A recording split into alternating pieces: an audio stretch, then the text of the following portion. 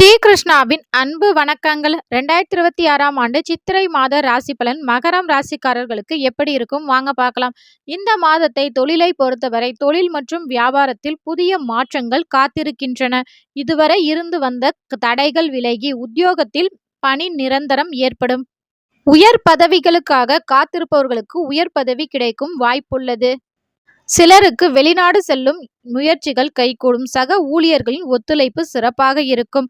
பணவரவை பொறுத்தவரை பணப்புழக்கம் சீராக இருக்கும். சிக்கலில் இருந்த பழைய கடன்கள் வசூலாகும். சுக்கிரன் 5ஆம் இடத்தில் சஞ்சரிப்பதால் செல்வ மழை பொழியும் காலம் எனலாம். பங்கு சந்தை மற்றும் பூமி மூலம் லாபம் கிடைக்கும். இருப்பினும் 4ஆம் இடத்தில் சூரியன் உச்சம் பெறுவதால் சொத்துக்கள் தொடர்பான ஆவணங்களில் அதிக எச்சரிக்கை தேவை.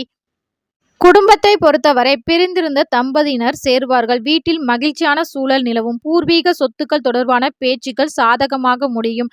தாயாரின் உடல் ஆரோக்கியத்தில் கவனம் தேவைப்படும். உங்களுக்கு கை கால் வலி போன்ற சிறு உடல் அசதிகள் ஏற்படலாம் என்பதால் முறையான உணவு கட்டுப்பாடு அவசியம்.